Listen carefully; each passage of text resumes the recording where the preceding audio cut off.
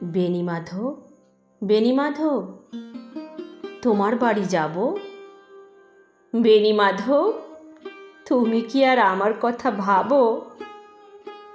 বেণীমাধব, মোহনবাসী তমাল তরুমূলে বাজিয়েছিলে, আমি তখন মালতী স্কুলে ডেস্কে বসে অঙ্ক করি, ছোট্ট ক্লাস ঘর, বাইরে দিদিমণির পাশে দিদিমণির বর।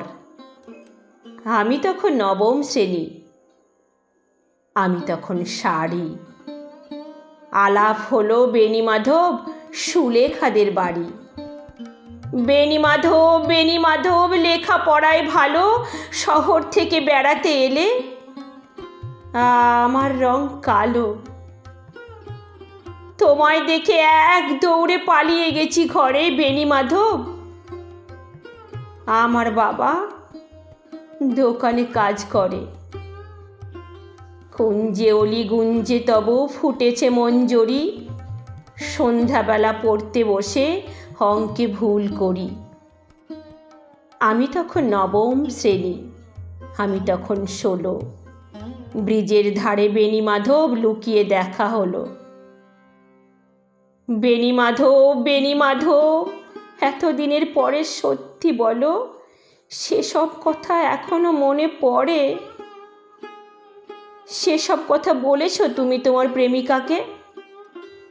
আমি কেবল একটি দিন তোমার পাশে তাকে দেখেছিলাম আলোর নিচে, অপূর্ব সে আলো। স্বীকার করি দুজনকেই মানিয়েছিল ভালো। জুড়িয়ে দিল চোখ আমার, পুড়িয়ে দিল চোখ। বাড়িতে এসে বলেছিলাম ওদের ভালো হোক। রাতে এখন ঘুমাতে যায় একতলার ঘরে, মেঝের উপর বিছানা পাতা, জ্যোৎস্না এসে পড়ে।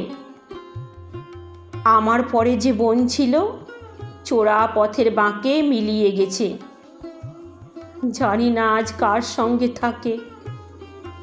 আজ জুটেছে, কাল কি হবে? কালের ঘরের শনি।